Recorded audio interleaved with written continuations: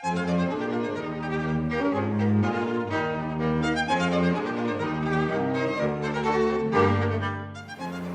is the new BMW i3. It's not quite as eye-catching as the i8, but it's the car that BMW hopes is going to kickstart the electric car revolution that's never really happened as yet.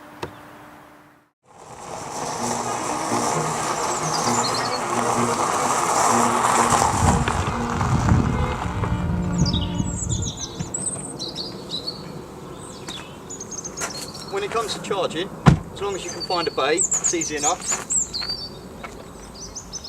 Charging points are left in the boot. Two different socket ends. They're both completely different, so it's no problem working out which one's right. One in there.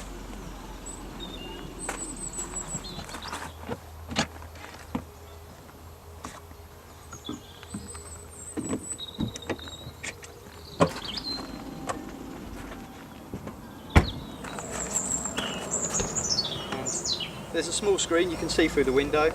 Blue light comes on, shows the battery's charging. On one of these big machines, it'll probably take about 4.5 hours for you to charge from 5% up to full battery power of 100%. If you use the small kit that's underneath the bonnet, you can charge up from home. You're probably looking at 9 to 10 hours for full battery charge.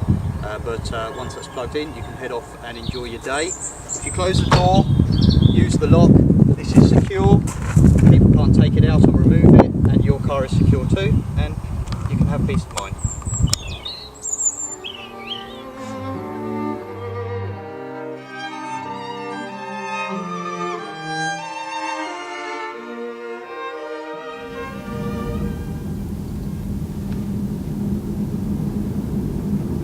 So one of the biggest concerns that people have about electric cars is fuel economy.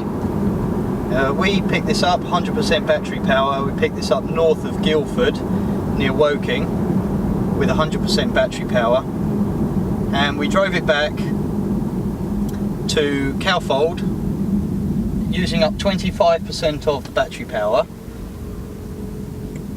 without using any of the petrol tank at all. Okay, the most surprising thing about the i3 is just how much fun it is to drive and how fast it is. If we just leave now, without putting a great deal of effort in, very quickly up to 50 mile an hour there, without making a sound, and that wasn't foot right down to the pedal. Really playful as well.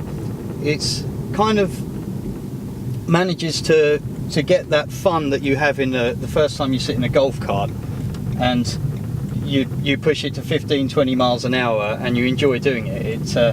But it translates that into a bigger car, so you're doing 70 miles an hour and it feels like you're doing 100. It's got that go-kart energy about it. It feels fun, it feels kind of loose, and just an enjoyable ride. Very fast off the mark. The other thing that people worry about when it comes to a hybrid or battery powered car is how long that battery will last. In the past they haven't lasted long enough. We came from Guildford, drove through Horsham and off to Cowfold, and we used less than a third of the battery power without using the fuel reserves. We were in quite slow moving traffic, and it's true that when you do have a bit of fun, as we did on the dual carriageway, you can see that it is using up more of your battery power.